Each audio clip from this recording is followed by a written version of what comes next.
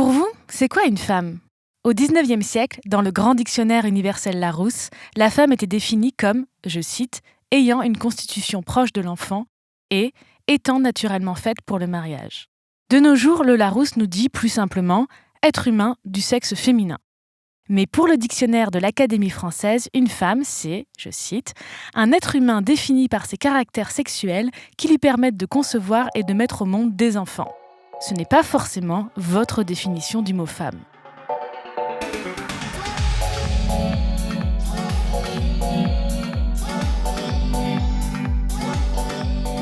On a souvent l'habitude de considérer le dictionnaire comme une source neutre, unique, fiable, le dictionnaire. Mais rien qu'avec cet exemple du mot femme, on voit que la définition peut varier d'une époque à l'autre, d'un dictionnaire à l'autre. Regarde dans le dictionnaire. Quand on vous dit ça, de quel dictionnaire parle-t-on ? D'un dictionnaire papier ? D'un dictionnaire en ligne ? D'un dictionnaire collaboratif ou d'un dictionnaire fait par des professionnels ? Du dictionnaire de l'Académie ? Du Robert ? Du Larousse ? Du Littré ? Du Trésor de la langue française ? Du dictionnaire des belgicismes ? Du Wissionnaire ? Il n'y a pas un dictionnaire, mais des dictionnaires faits par des gens différents, qui font des choix différents, des choix éditoriaux, mais aussi idéologiques et même politiques. Et oui, politique. Quand le dictionnaire de l'Académie n'accepte pas le mot chirurgienne alors qu'il accepte bien pharmacienne, c'est un choix politique. Quand le Robert décide d'inclure le mot transphobie dans son édition de 2020, c'est aussi un choix politique. Et oui, le monde des dictionnaires est lui aussi traversé par des questions de société. Il est donc temps de vous poser cette question cruciale, votre dictionnaire est-il de droite ? Pour en parler, j'ai invité Marie-Hélène Driveau, lexicographe et directrice éditoriale du Petit Robert, et Bernard Sarchiglini, professeur de linguistique, conseiller scientifique du Petit Larousse, à la tête d'un nouveau projet de dictionnaire, le DDF, Dictionnaire des francophones. Grâce à elle et grâce à lui, vous ne regarderez plus jamais votre dictionnaire, papier ou numérique, comme avant.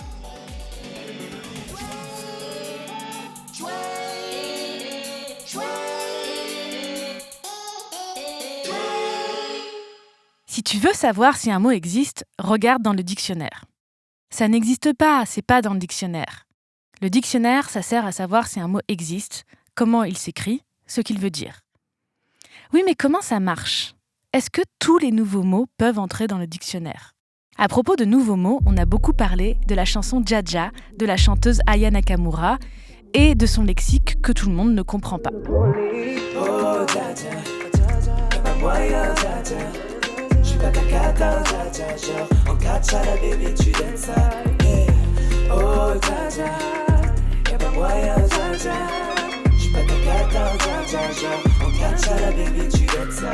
J'ai demandé à mes invités, dont le travail est notamment de sélectionner des mots qui entrent dans le Larousse et le Robert, si le mot Dja Dja pouvait entrer dans le dictionnaire. S'il est partagé par suffisamment de locuteurs, pourquoi pas ? Pour l'instant, ça n'a pas l'air d'être le cas encore. Donc, quel est le critère ? C'est si le mot est partagé ? Et partagé, employé par différentes catégories de locuteurs, et compris par aussi plusieurs personnes de différentes générations notamment. Mais l'invention d'un mot par un écrivain est intéressant. Rabelais a inventé beaucoup de mots qui sont devenus communs. Donc, faisons confiance à cette jeune artiste qui est dans la tradition de Rabelais et de Pierre Guyotat. Alors, en attendant de voir si Dja Dja entrera ou pas dans le dictionnaire, voici la définition qu'en donne Aya Nakamura elle-même. Dja Dja, c'est un mec comme tout le monde qui va raconter des salades sur une fille. Un Dja Dja, c'est un menteur. Comme vous avez pu l'entendre, mes deux invités n'ont pas eu la même réaction face au mot Dja Dja.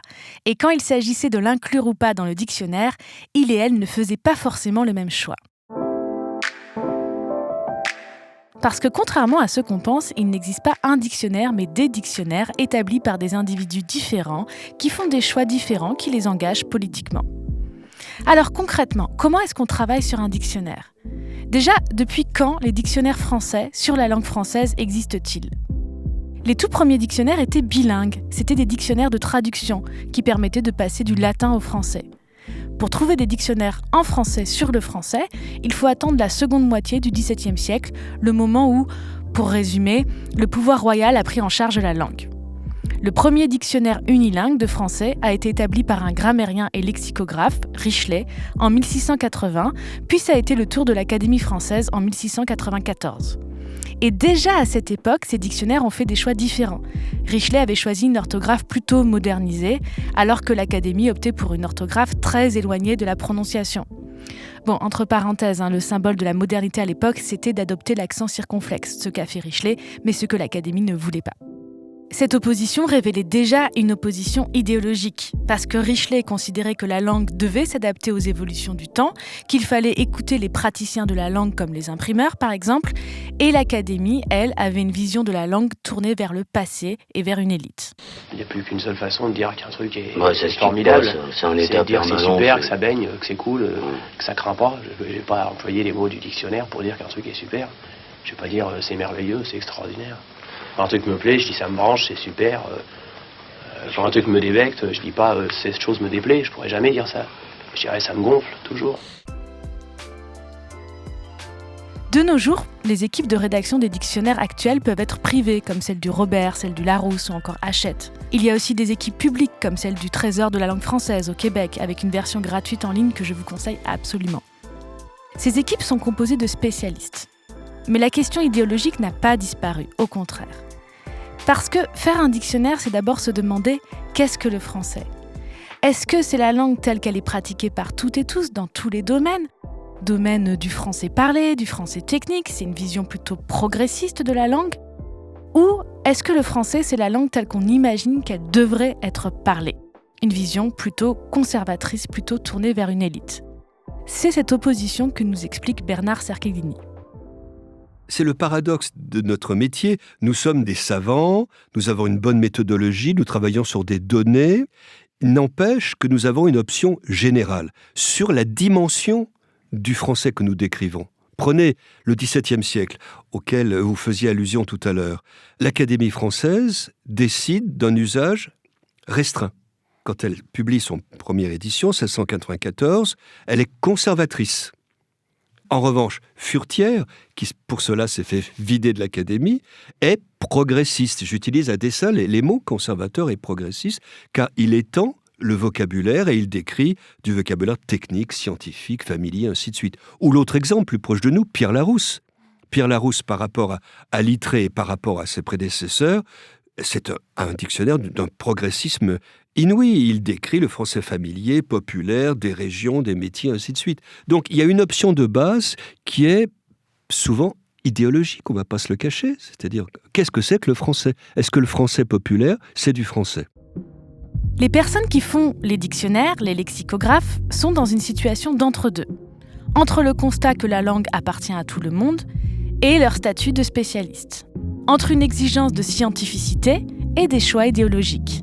Entre ce qu'on appelle en linguistique le descriptif, le fait de simplement observer la langue et la décrire telle qu'elle est, et le prescriptif, le fait d'agir sur la langue, de contribuer à la changer.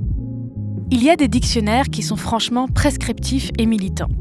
C'est par exemple le cas du dictionnaire de l'Académie française.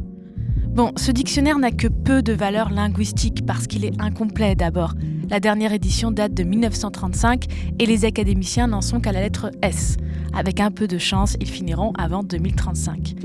C'est un dictionnaire qui est aussi souvent fautif, malheureusement. C'est le youtubeur Linguisticae qui a fait une très bonne vidéo à ce sujet et je la mettrai dans les liens de l'épisode. Mais c'est un dictionnaire clairement prescriptif et qui l'assume.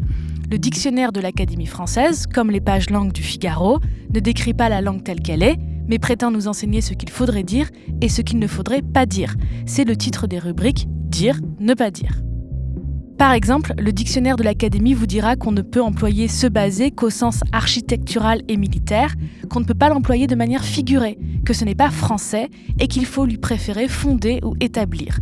Et tant pis pour des auteurs comme Renan ou Maupassant qui emploient bien se baser dans ce sens-là. Je suppose qu'ils ne savaient pas parler français. Mais même les dictionnaires qui ne veulent pas nous dire comment parler, qui sont plutôt descriptifs, comme le Larousse et le Robert, se retrouvent à devoir faire des choix politiques. Alors j'ai demandé à Marie-Hélène Driveau et Bernard Cerchiglini de nous expliquer un peu plus en détail comment elles et ils travaillent et notamment qui choisit les mots qui vont entrer dans le dictionnaire et comment on les choisit. Je crois que nous avons la même méthode, pratiquement. Vous savez, c'est un travail de tous les instants. Il y a chez Robert, chez Larousse, des gens dont c'est le métier, qui ne connaissent pas de fin de semaine, pas de vacances, car ils écoutent, ils lisent, ils entendent continuellement et ils notent.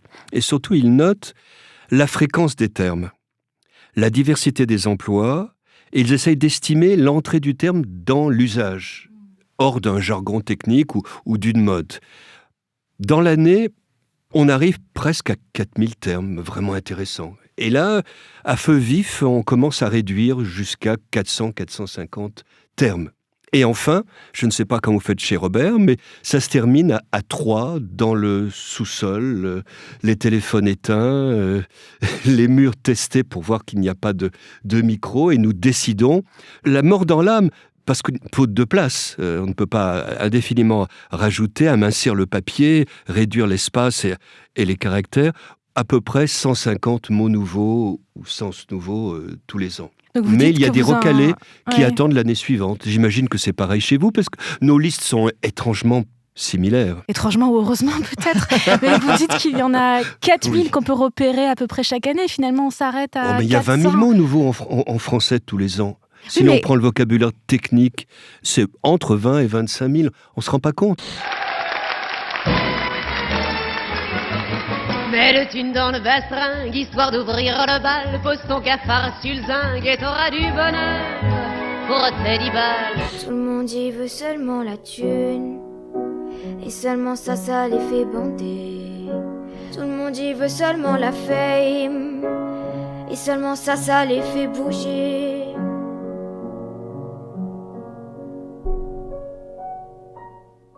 Contrairement aux clichés qu'on entend souvent, et on en avait parlé dès le premier épisode de Parler comme jamais, la langue française est loin de s'affaiblir. Au contraire, elle ne cesse de créer de nouveaux mots. On invente de nouveaux mots et on retrouve d'anciens mots. Les mots reviennent. Thune, par exemple, que les jeunes emploient. Et la maille. Énormément, oui.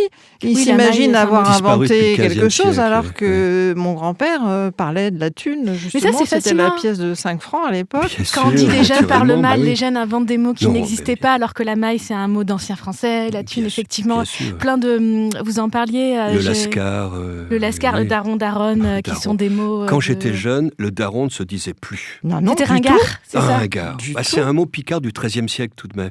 Et puis il revient. Donc, encore une fois, c'est Alain Ray qui le disait, un mot n'est jamais vraiment mort. D'abord parce qu'il est déposé dans des textes, dans la littérature, et puis il est dans un sommeil profond. Donc, il est difficile d'éliminer un mot du dictionnaire. Nous ne le faisons que tous les 10 ou 12 ans, avec beaucoup de chagrin, parce que faute de place, vous voyez. Un exemple, à la dernière refonte, nous avons constaté que le mot Minitel était dans le Petit Larousse. On n'utilise plus de Minitel.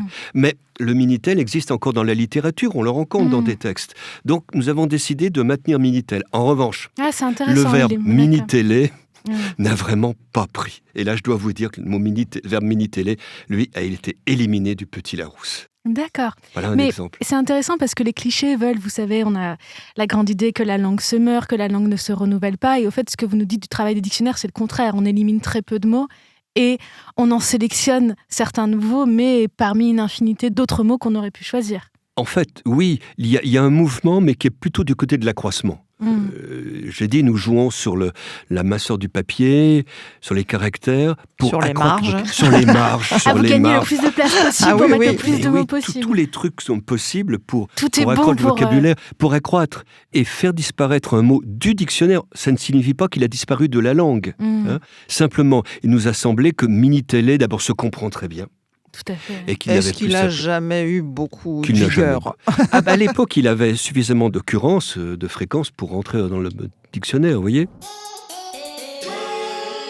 Et j'aimerais bien qu'on explique aussi la manière dont on va choisir, alors pas seulement un mot, mais la graphie d'un mot. Et des fois, c'est sujet à débat, et des fois, les dictionnaires ne font pas le même choix. Je pense au mot bolas, par exemple. Est-ce qu'on l'écrit avec deux S, deux SE, avec un S vegan, est-ce qu'on l'écrit avec un E ou pas? Alors, comment est-ce qu'on fait ces choix? Sur quoi on se fonde? Ah, moi, un souvenir, c'est arrobase. Ah, arrobase, Ah, alors là, là, dites-moi. là, c'était une énigme totale, ce mot. Déjà, savoir s'il était masculin ou féminin, parce qu'on dit l'arrobase la plupart du temps, donc Ouais. il y a rarement d'adjectif après pour savoir. Donc voilà. Alors, comment vous avez Comment ça s'écrit? Un R, deux R, un S, deux S, un E, pas de E. Savoir d'où ça sortait, c'était un de mes pires fait? souvenirs. Mais alors, comment vous avez choisi la graphie, justement?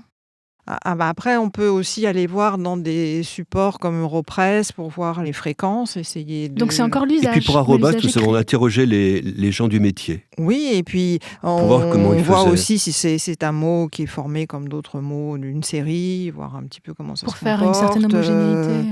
Mais encore une fois, c'est une option.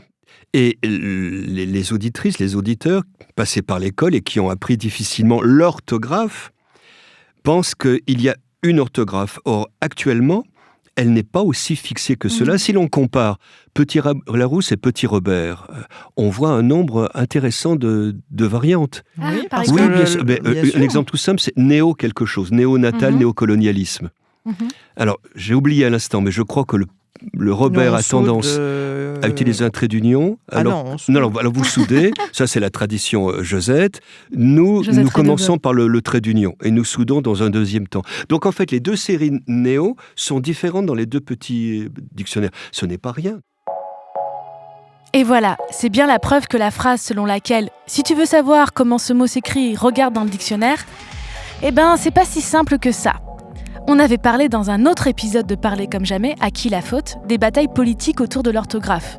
Le Robert a clairement choisi une option politique en adoptant plusieurs graphies modernisées qui respectent la réforme de l'orthographe de 1990. Bien entendu, vous ne les trouverez pas avec cette graphie dans le dictionnaire de l'Académie. Mais ce qui illustre le plus les choix politiques que doivent faire les lexicographes, c'est la question des mots qu'on choisit d'inclure ou pas dans le dictionnaire et le sens qu'on donne à ces mots, leur définition. Et les termes qui font débat, ce sont souvent les mots féminisés ou qui renvoient au sexisme, à la domination masculine. Quand on parle d'autrice, par exemple, ou de féminicide, on nous répond souvent d'arrêter d'inventer des mots qui n'existeraient pas. 1689, André de Beauregard, qui dit « Il faut dire, cette femme est poète, est philosophe, est médecin, est auteur, est peintre, et non poétesse, philosophesse, médecine, autrice, peintresse, etc. » La nouvelle ère qui commence pour la femme oblige à inventer des expressions s'adaptant à sa condition nouvelle. L'omission du féminin dans le dictionnaire contribue plus qu'on ne croit à l'omission du féminin dans le code. La féminisation initiale est celle de la langue, car le féminin non distinctement établi sera toujours absorbé par le masculin.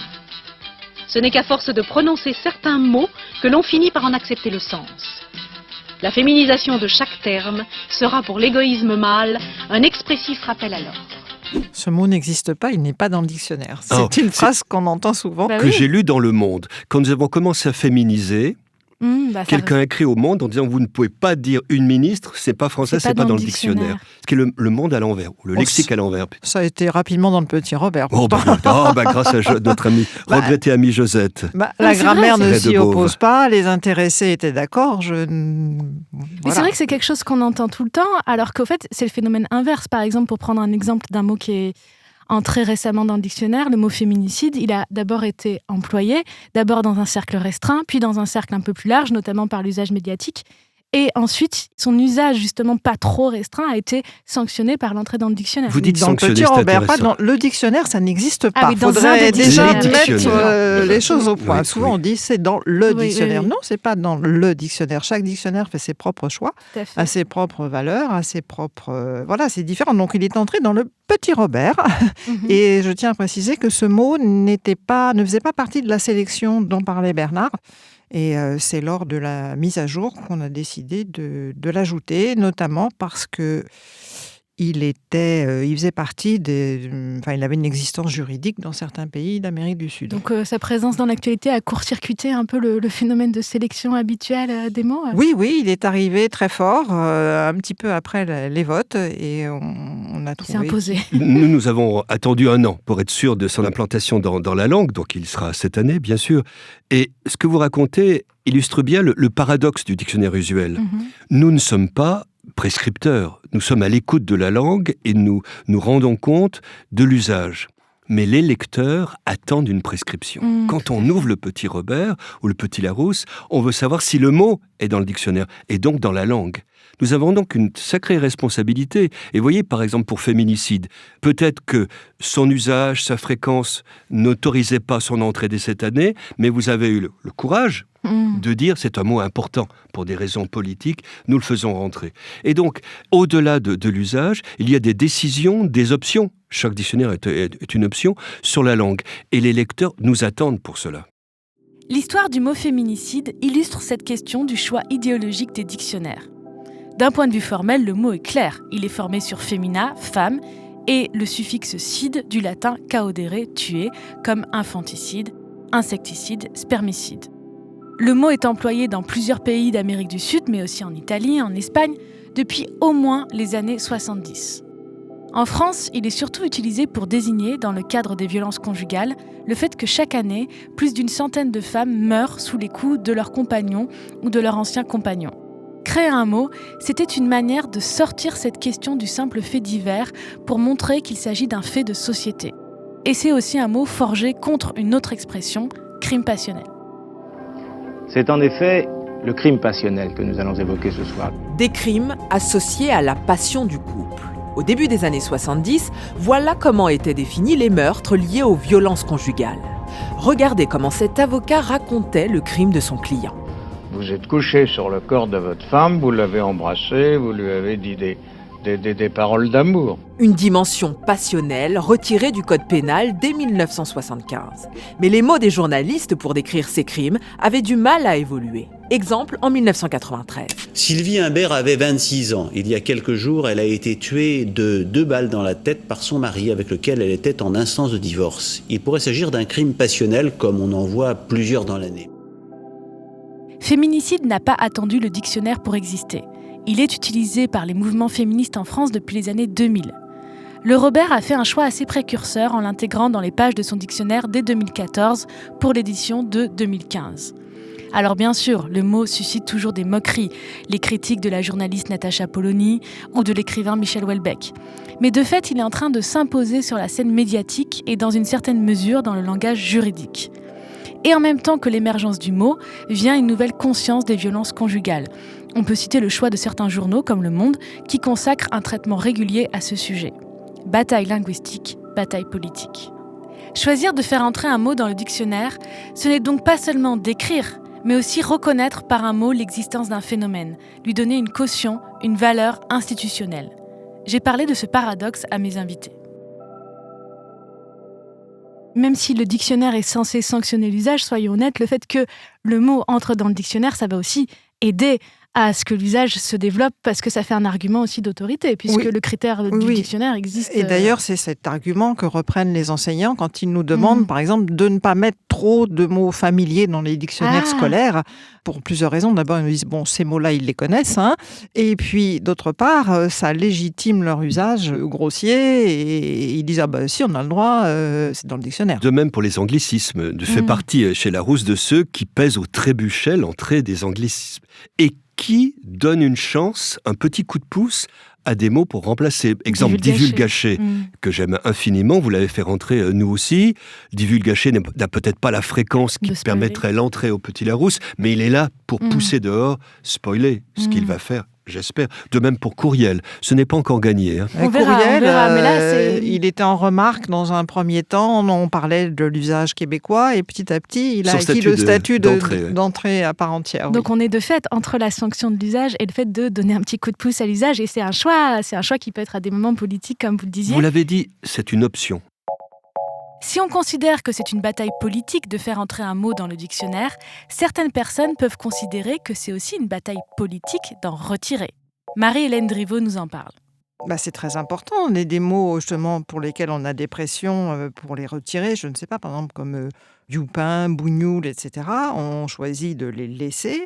Mais évidemment, il faut des marques extrêmement fortes pour indiquer que ce sont des injures racistes, sexistes, selon les cas, et que ça ne s'emploie pas n'importe comment. Mais il est très important que ces mots figurent dans un dictionnaire, je trouve. Mais c'est vrai que le lexicographe doit faire des choix compliqués parce que est-ce qu'on tel dictionnaire va les faire figurer ou pas les mots injurieux, des mots grossiers, des mots vulgaires, des marques déposées, des emprunts, par exemple. Des mots infâmes, comme youpin ou ainsi de suite, qui relèvent d'un délit, mais ils sont dans la langue. Oui. Et donc, il faut utiliser des marques qui ne sont plus celles du XVIIe siècle, mais des marques du genre youpin, juif, pour un antisémite. Injure antisémite. Injure antisémite, bien sûr. Mais parce que justement, pas mal de dictionnaires ont été épinglés parce que ils ne faisaient pas que d'écrire, ou ils n'avaient pas cette distance-là, mais eux-mêmes, ils jugeaient. Il y a plein de travaux en lexicographie. Par exemple, je pense aux travaux... il y a une thèse récemment de Nicolas Lovecchio sur les mots pour dire l'homosexualité, et qui pointait le fait que ce sont des mots qui sont apparus très très tôt dans les premiers dictionnaires, mais avec pour le coup un vocabulaire très subjectif et très injurieux, qui pour le coup ne disait pas que c'était une injure, mais participait à l'injure, en associant ça à des notions de mal, de péché. Oui, les dictionnaires ont fait rentrer très vite antiphysique, ainsi de suite. Tout ce vocabulaire de l'homosexualité. Mais on a eu aussi des démêlés avec des féministes qui nous disaient que dans le Petit Robert, on trouvait des mots absolument inacceptables, comme virago, cajot, boudin, ton... Mais ça dépend comment ils sont définis. Oui, parce que qu'ils apparaissent, c'est une chose, mais c'est la question de comment ils sont définis. Je me rappelle qu'il y avait une polémique d'ailleurs autour d'un mot dans le Robert, et où d'ailleurs ça avait été corrigé autour du mot frotteur. Parce que la polémique n'était pas sur le fait qu'il apparaisse, mais la polémique était sur le fait que la définition disait juste quelqu'un qui cherche un contact érotique par la promiscuité dans les transports en commun. Et là, les gens avaient dit, à mon avis, à raison, que la définition était quand même pas mal euphémisée et qu'il aurait fallu rajouter que c'était quand même un délit. Et il me semble que d'ailleurs la remarque a été acceptée, que le mot, la définition a été corrigée. Oui. Et je trouve ça plutôt bien, ça montre à quel point il peut... Bon, des fois c'est polémique. Nous recevons un abondant courrier. Mais c'est bien qu'il y ait un échange entre les locuteurs, les locutrices et les lexicographes, non ?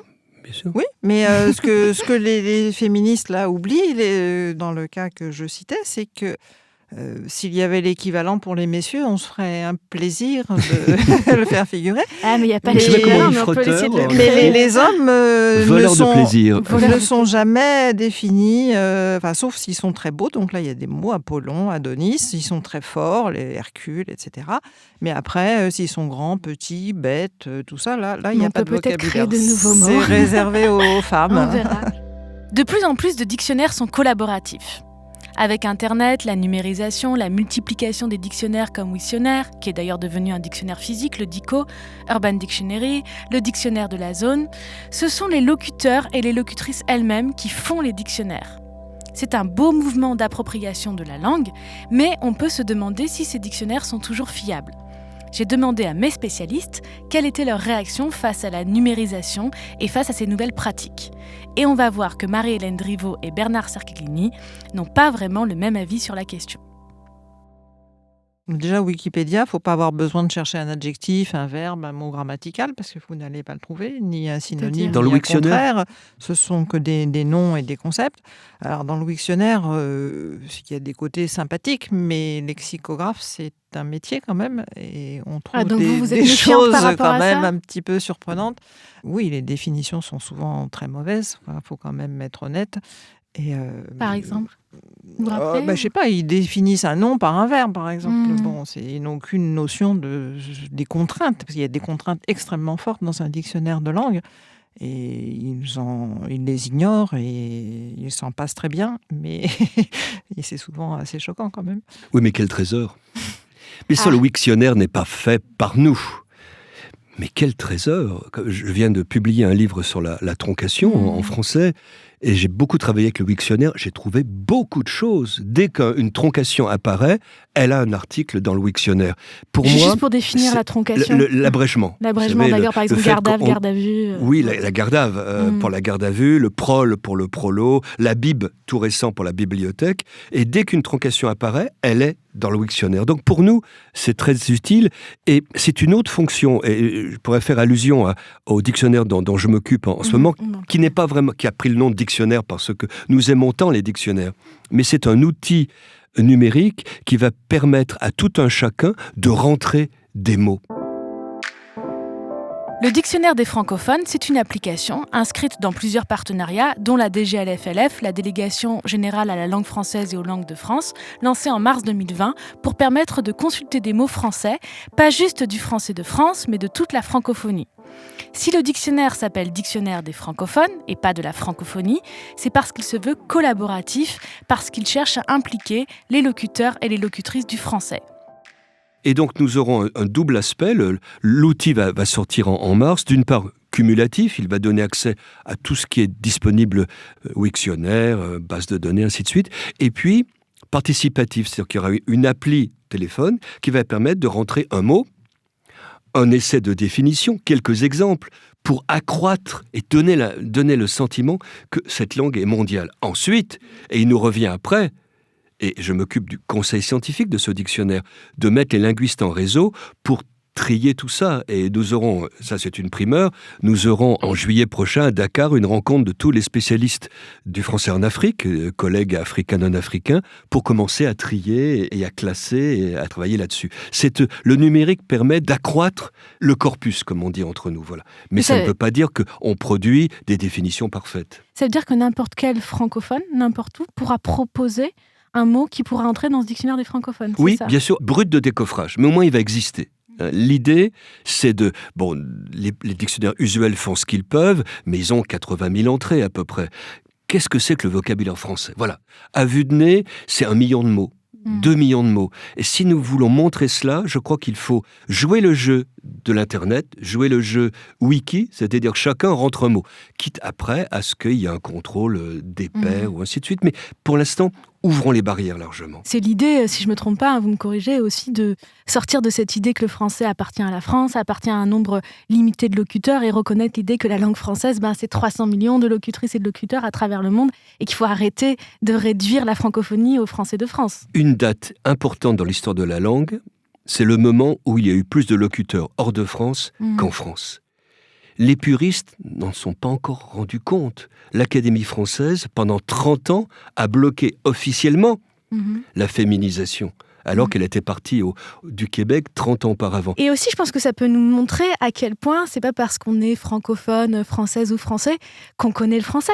Et ça peut nous montrer à quel point il y a plein de mots de français qu'on connaît pas. Est-ce que vous pouvez nous citer, par exemple, des mots de la francophonie qu'un Français ou une Française ne connaît d'habitude pas, mais qui sont pourtant bien français. Alors, ambianceur. Il y a aussi des risques de malentendus, parce qu'il y a des mots qui n'ont pas du tout le même sens en France et hors de France. Si vous parlez des gosses à un Québécois, ça va être un petit peu compliqué.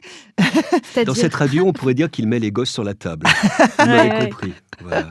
Mais un qui est tout récent, excusez-moi, je vous coupe, parce que j'ai un de mes amis qui est mort ainsi, c'est l'emportiérage, qui se dit au Québec et qui désigne cette chose qui n'a pas de nom en français, qui est de se faire renverser et tuer, comme mon ami, par quelqu'un qui c'est vrai que les cyclistes voient tout de suite de quoi il s'agit. Mais j'avais donné ces mots-là, les nouveaux mots du Larousse et du Robert à mes étudiantes et étudiants, et on essayait de deviner qu'est-ce qu'ils voulaient dire. Il y avait forcément plein de mots qui n'étaient pas connus. Je me rappelle de zytologue aussi.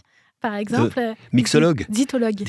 Qu'est-ce que c'est ça ? Zytologue, spécialiste de bière. La bière. Ah oui, bien sûr. Nous avons fait rentrer le mixologue. Il n'y a pas très longtemps. C'est vrai qu'il y a tout le vocabulaire de la barista qui est tout à fait nouveau, bien sûr. Moi, j'aime beaucoup Agender suisse, que j'utilise maintenant, plutôt que noter dans un agenda.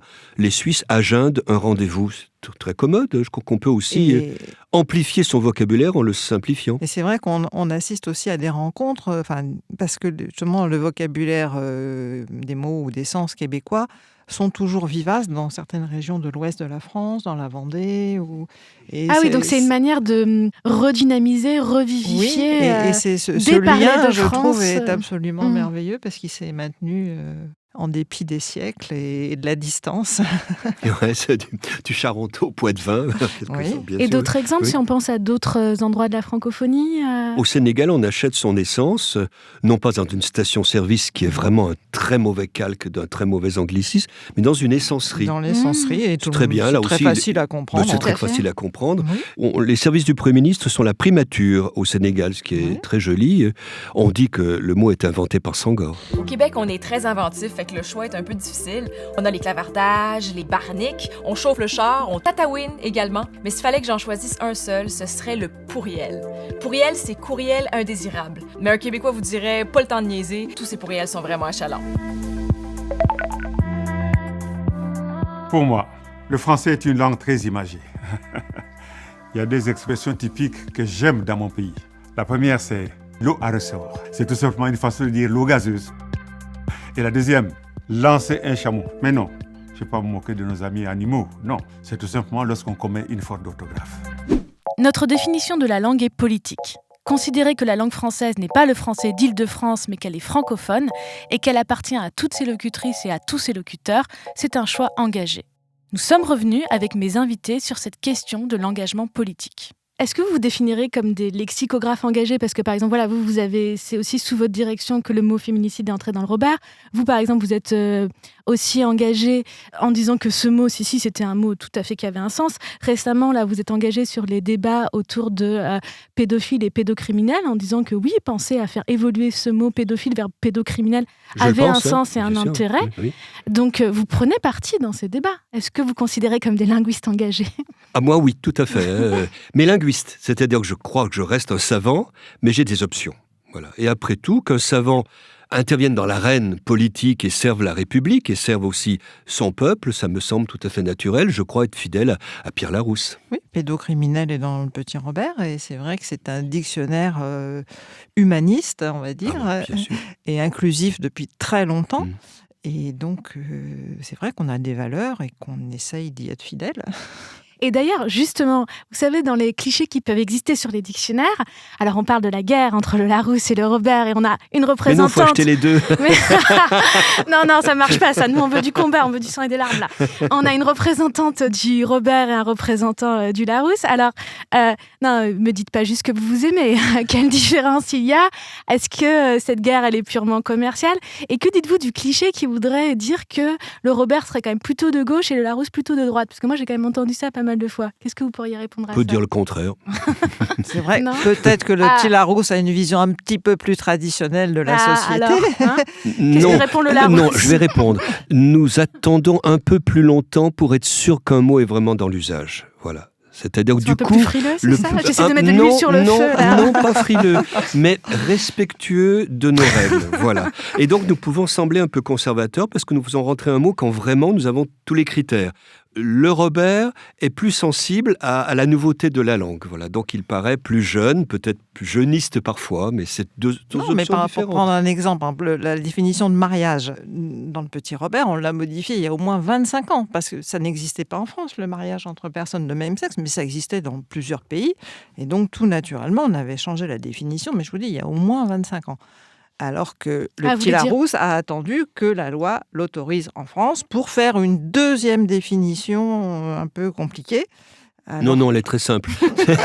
Mais il n'y a qu'une seule définition dans le Petit Robert. C'est un dictionnaire qui est d'origine française et à destination française. Nous avons attendu le changement de la législation pour transformer la définition qui est toute simple, un contrat entre deux personnes. Voilà. D'accord, mais vous voulez dire que Robert, avant qu'il y ait eu ce changement dans la loi, vous aviez déjà modifié la définition de mariage en disant que ça pouvait être...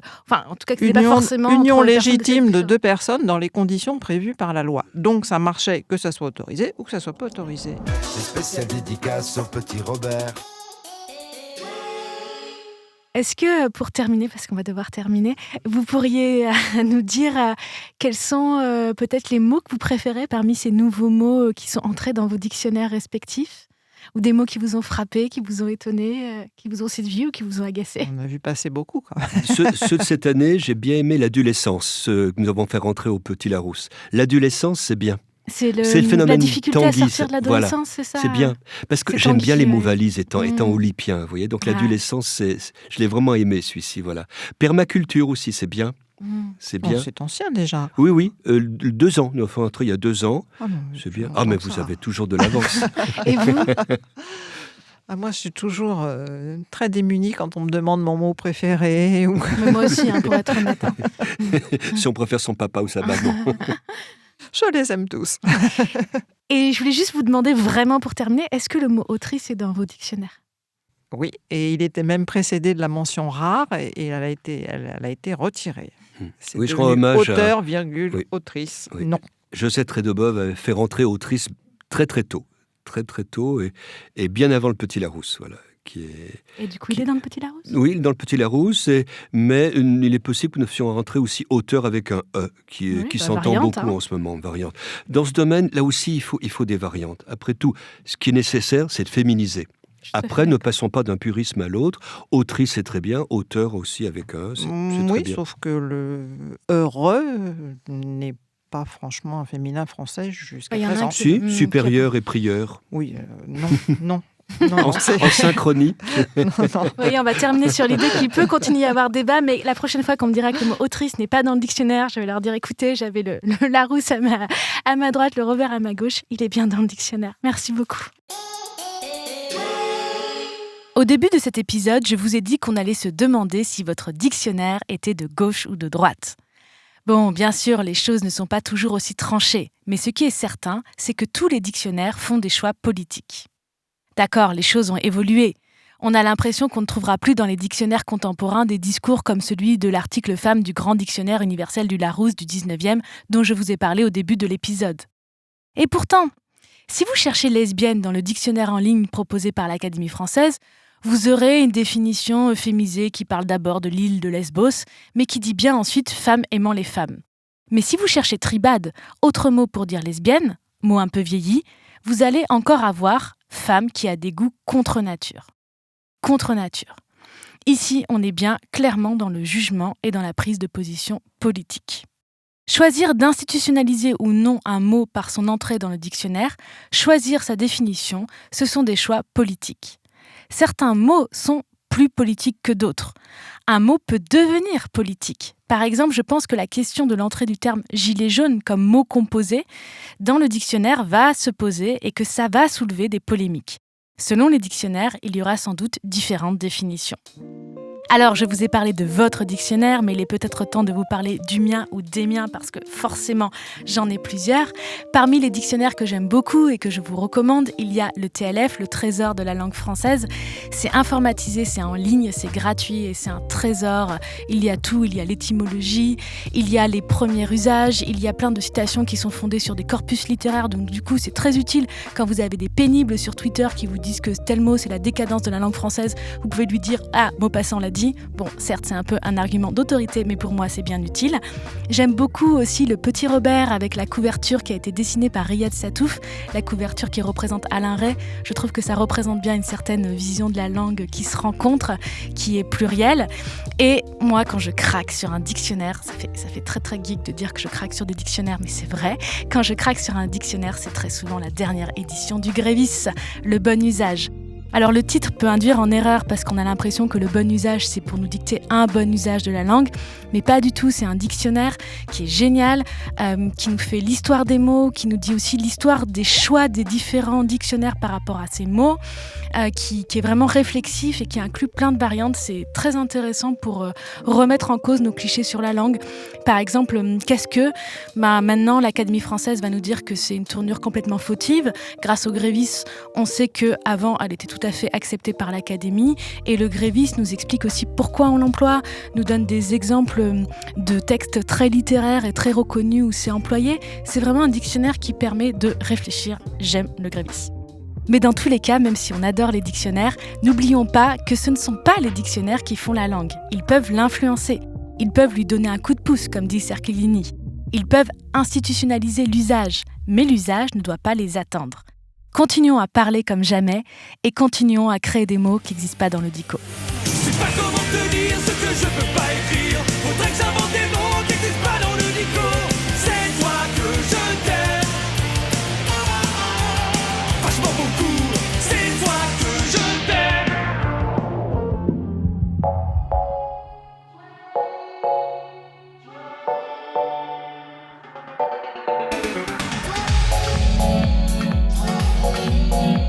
Voilà, c'est terminé pour cet épisode de Parler comme jamais. Parler comme jamais est un programme de Binge Audio réalisé avec le soutien de la DGLF-LF, la Délégation Générale à la Langue Française et aux Langues de France. Et maintenant, je le dis avec beaucoup de naturel. Ce programme est réalisé en collaboration scientifique avec ma collègue Maria Candéa de l'Université Paris 3 Paris-Sorbonne. Il a été produit par Camille Régache et Diane Jean, que je remercie toujours à chaque épisode infiniment. Et il a été enregistré et monté par Adèle Itel El-Madani. Merci Adèle. On se retrouve dans un mois pour un nouvel épisode de Parler comme jamais. D'ici là, n'hésitez pas à me dire ce que vous avez pensé de cet épisode, à me poser des questions, à me donner des idées d'autres épisodes. J'ai déjà beaucoup d'idées, mais je suis preneuse de toutes vos idées à vous, de vos étoiles, de vos commentaires, de vos critiques. N'hésitez pas à parler comme jamais avec moi aussi.